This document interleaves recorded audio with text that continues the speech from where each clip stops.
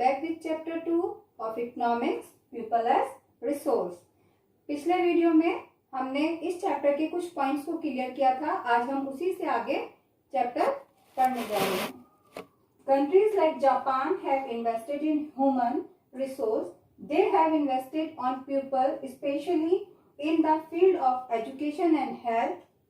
These people have made efficient use of other resources like land and capital. Efficiency and the technology evolved by people have made these countries rich and developed. यहाँ पर अब ये point जो है आपको ये कहना चाह रहा है कि जापान जैसे देशों ने मानव संसाधन में निवेश किया है. मतलब जो निवेश का मतलब है इन्वेस्टेड करना, पूंजी को लगाना. कि जितने भी जापान जैसे विकसित देश हैं उन्होंने अपनी पूंजी जो है वो किस में लगाई है? ह्यूमन रिसोर्स में, मानव संसाधन में. कैसे? कि उन्होंने अपने लोगों में विशेष रूप से शिक्षा और स्वास्थ्य यानी उनकी हेल्थ और एजुकेशन पर विशेष ध्यान दिया है. क्यों दिया है? क्योंकि वो इसी के आधार पर अपने देश को विकसित बनाना चाहते हैं. Now the next point is economic activities by man and women. People have been engaged in various activities. The various activities have been classified into three main sectors, that is primary sector, secondary sector, tertiary sector. यानी बहुत से लोग हैं जो अलग अलग activities में लगे होते हैं और ये अलग अलग एक्टिविटीज जो हैं उनको हम तीन भागों में बांटते हैं. प्राइमरी सेक्टर को कहा जाता है प्राथमिक, सेकेंडरी को द्वितीय और टर्शियरी को तृतीय क्षेत्र कहा जाता है. फर्स्ट के अंदर प्राइमरी सेक्टर में जो आते हैं वो एग्रीकल्चर, फॉरेस्ट्री, फिशिंग यानी खेती से संबंधित, वानिकी वनों से संबंधित, मत्स्य जिसमें मछलियों का पालन किया जाता है. सेकेंडरी सेक्टर में मैन्युफैक्चरिंग का काम किया जाता है. इसे इस तरह से समझ सकते हैं कि जैसे हमारे कॉटन हमारे पास है, कपास से हम कपड़ों को बुनाने का काम करते हैं, शुगर केन से शुगर बनाई जाती है, तो जो भी इस तरह का प्रोसेस है वो मैन्युफैक्चरिंग कहा जाएगा.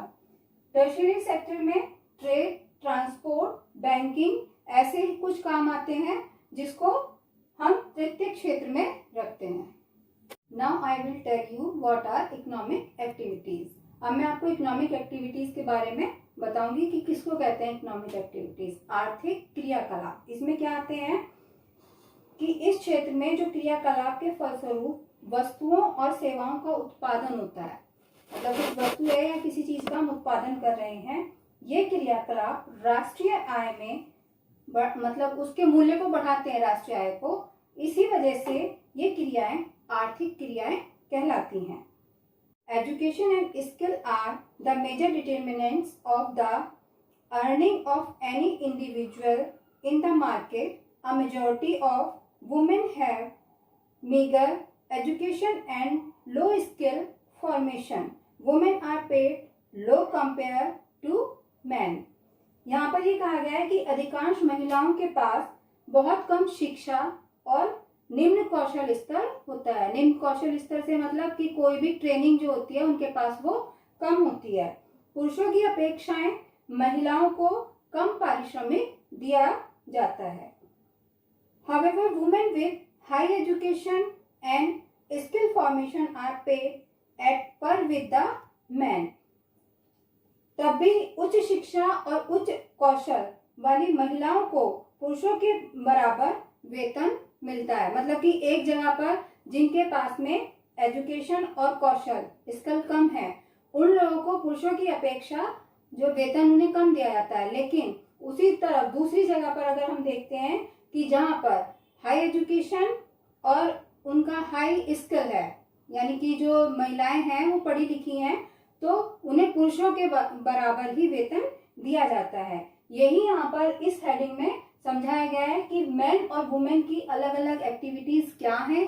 कुछ जगह पर जहाँ पर वुमेन्स की एजुकेशन और स्किल कम है, सेम काम का मनुष्य मतलब आदमियों को ज्यादा वेतन दिया जाता है लेकिन स्त्रियों को कम वेतन मिलता है. उसी दूसरी तरफ जहां पर औरतें पुरुषों के बराबर पढ़ी लिखी हैं तो उनको वहां पर उनके काम का यानी पुरुषों का और महिलाओं का सेम वर्क सेम पे, यानी कि उनको जितना जैसा सेम काम है ऐसा ही उनको बराबर का वेतन दिया जाता है।